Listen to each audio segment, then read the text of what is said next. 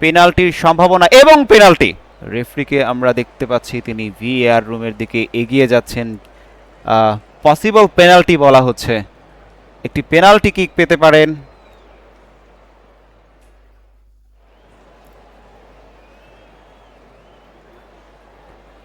VAR on-field review করছেন।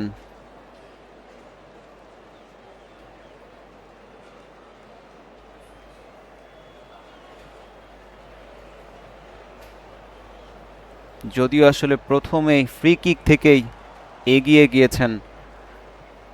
জর্ডানের D বক্সে আমরা দেখতে পাচ্ছি একটা ফাউল ধরা হতে পারে, সেখানে রেফারি অনফিল্ড স্ক্রিনে চেক করছেন।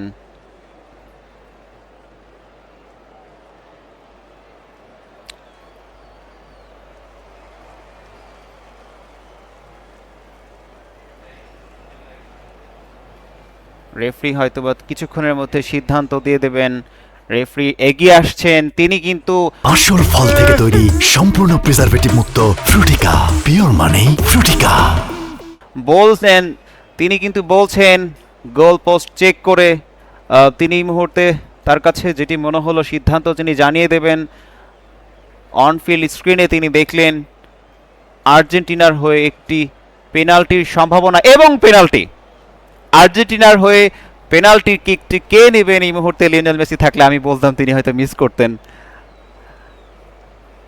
পেনাল্টি ইস্যুস আবারও আর্জেন্টিনার পক্ষেই গেল।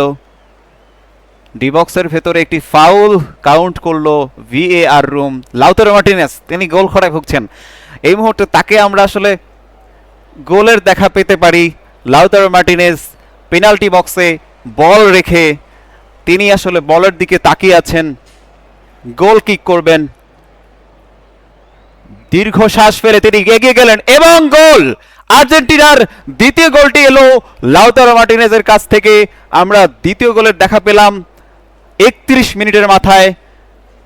আর্জেন্টিনা কিন্তু দ্বিতীয় গোলটি পেল জর্ডানের বিপক্ষে। পেনাল্টি থেকে এই গোলটি করলেন লাউতারো মার্টিনেজ। সেখানে আসলে আলভারেজকে ডিবক্সের ভেতরে একটা ফাউল কাউন্ট করা হয়েছে ভিএআর এর মাধ্যমে। রেফারি কিন্তু অনফিল্ড চেক করে তিনি জানিয়ে দিলেন আর্জেন্টিনা একটি পেনাল্টি কিক করবে। সেই পেনাল্টি কিন্তু একেবারে দুর্দান্ত শট ছিল, তিনি দুর্দান্ত শটে পা বাড়িয়ে দিয়েছিলেন। খুবই দ্রুত গতিতার সাথেই তিনি কিন্তু গোলকিপার বুঝতেই পারেননি তিনি আসলে কোন দিকে ঝুঁকবেন, তিনি উল্টো দিকে ঝুঁকে পড়েছিলেন। সেখান থেকে লাউতারো মার্টিনেজ এই বিশ্বকাপের আসরে প্রথম গোলের দেখা পেয়ে গেলেন।